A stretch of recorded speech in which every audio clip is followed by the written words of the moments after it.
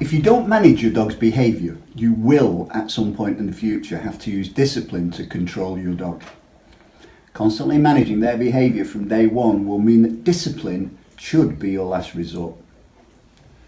Rather than thinking about discipline as punishment, use it as a tool to instruct the dog that good behaviour has its advantages and inappropriate behaviour has no advantages.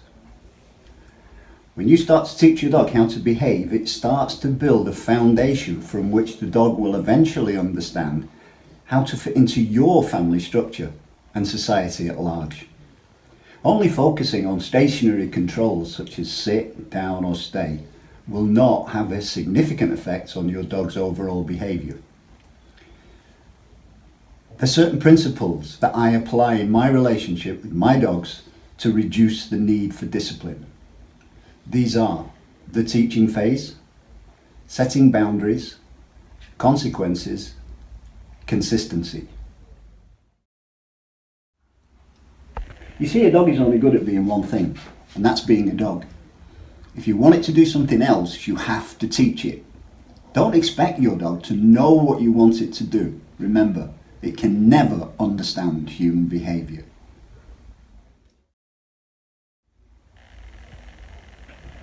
The problem with dogs that don't have boundaries is that they can be unpredictable. Understand they're not doing anything wrong in their own mind. They're only doing what a dog would do in those circumstances.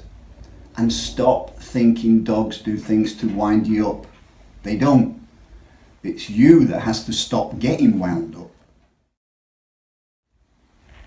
When the rules are clear and the consequences for breaking those rules are logical and appropriate, your dog will eventually learn how to regulate his or her own actions. I found that an appropriate check on the lead, a resounding no, or a clap of the hands to redirect the dog's behaviour is usually sufficient. You've got to apply consistency to the rules you introduce in your daily interaction with your dog. You can't apply the rules one day and not bother the next. Remember, dogs will always revert to canine behaviour, which has nothing to do with following human rules. There's not many parents that can say that they've never lost their temper with their child when that child is being particularly difficult. This may mean you have to apply some form of discipline. This is human nature, and we know kids are kids. However, tell somebody you've lost your temper with your dog and how to punish it, some people will be visibly shocked. Why is this? How come you can reasonably punish your child for misbehaving but not punish your dog? Well, this is simply a perception issue. Some people perceive that when you say you punished your dog, they immediately think that you must have severely beaten it. This is ridiculous. For example, taking it to the park to play and then stopping the play and taking it home is punishment as far as the dog's concerned.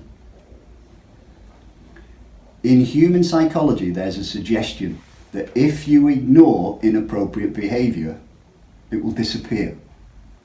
This may work with some people in certain situations, but generally never works with a dog. If there is no consequence to the inappropriate behaviour, the dog will continue to do it.